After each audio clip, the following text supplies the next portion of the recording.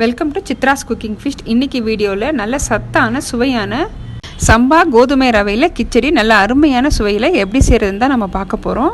காலையில் பிரேக்ஃபாஸ்ட்டுக்கோ இல்லை நைட்டு டின்னருக்கோ எப்போ வேணாலும் செய்யலாங்க. இதில் நிறைய கலர்ஃபுல்லான வெஜிடபிள்ஸ் சேர்த்து செஞ்சுருக்கோம். உப்புமா சாப்பிட பிடிக்காதவங்களுக்கு கூட கண்டிப்பாக நீங்கள் இந்த மாதிரி காய்கறிகள் சேர்த்து செஞ்சு பாருங்கள், கண்டிப்பாக விரும்பி சாப்பிடுவாங்க.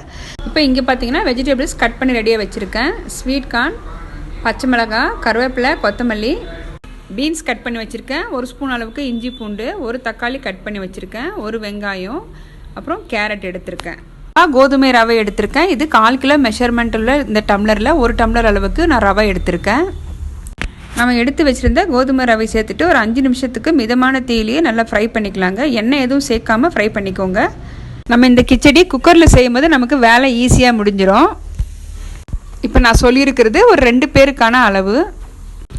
இப்போ பார்த்தீங்கன்னா ரவை நல்லா வறுபட்டுருச்சு. இப்போ ஒரு பிளேட்டுக்கு மாற்றிட்டு இப்போ அதே குக்கரில் 2 டேபிள் ஸ்பூன் அளவுக்கு எண்ணெய் சேர்த்துருக்கேன், 1 டேபிள் ஸ்பூன் அளவுக்கு நெய் சேர்த்துருக்கேன். இப்போ இதில் கடுகு, சீரகம் 1 ஸ்பூன் அளவுக்கு சேர்த்துருக்கேன். இப்போ இது நல்லா வெடித்ததும் 1 டேபிள் ஸ்பூன் அளவுக்கு கடலைப்பருப்பு, உளுத்தம்பருப்பு சேர்த்துக்கிறேங்க. இது நல்லா ஃப்ரை ஆகட்டும். அடுத்தது காரத்துக்கு 3 பச்சை மிளகாய் சேர்த்துருக்கேன். ஒரு பெரிய வெங்காயம் நீல வாக்கில் கட் பண்ணி சேர்த்துருக்கேன். ஒரு சின்ன துண்டு அளவுக்கு இஞ்சி துருவிட்டு சேர்த்துருக்கேன். ஒரு கொத்து கருவேப்பிலை சேர்த்துட்டு 1 ஸ்பூன் அளவுக்கு இஞ்சி பூண்டு பேஸ்ட்டு சேர்த்துக்கிறேன். இப்போ இந்த கிச்சடிக்கு தேவையான அளவுக்கு கல்லுப்பு 1/2 ஸ்பூன் அளவுக்கு சேர்த்துருக்கேன். வெங்காயம் கொஞ்சம் வதங்கினதும் பீன்ஸு, கேரட்டு, ஸ்வீட் கார்னு, அப்புறம் ஒரு தக்காளி சேர்த்துருக்கேங்க. வெஜிடபிள்ஸ் எது விருப்பமோ நீங்கள் அதை சேர்த்துக்கலாங்க. இதில் கேப்சிகம், உருளைக்கிழங்கு கூட சேர்த்துக்கலாங்க. நம்ம க்ளோஸ் பண்ணி ஒரு 5 நிமிஷத்துக்கு வேக வச்சுக்கலாங்க. இப்போ நம்ம சேர்த்துருந்த காய்கறி கொஞ்சம் வதங்கினதும் நம்ம சம்பா ரவையை சேர்த்துக்கலாம். ரவை ஒரு 2 நிமிஷத்துக்கு நம்ம இந்த எண்ணெயிலேயே வதக்கிக்கலாம். இப்போ ஒரு பக்கம் பார்த்திங்கன்னா நான் சுடு தண்ணி காய வச்சு வச்சுருக்கேன். நம்ம ரவை மெஷர் பண்ண அதே டம்ளரில் 3 டம்ளர் அளவுக்கு தண்ணி எடுத்திருக்கேன். தண்ணி நல்லா கொதிக்கட்டும். கொதித்ததுக்கப்புறம் நம்ம ரவையில் சேர்த்துக்கலாம். இப்போ பார்த்திங்கன்னா தண்ணி நல்லா கொதி வந்திருக்கு. இப்போ இந்த தண்ணியை சேர்த்துக்கலாங்க.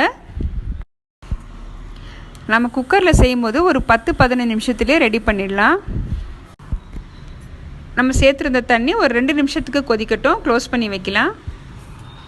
இப்போ நம்ம சேர்த்துருந்த தண்ணி பார்த்திங்கன்னா பாதி அளவுக்கு குறைஞ்சிருக்கு. இப்போ ஒரு கைப்பிடி அளவுக்கு கொத்தமல்லி சேர்த்துக்கிறேன்.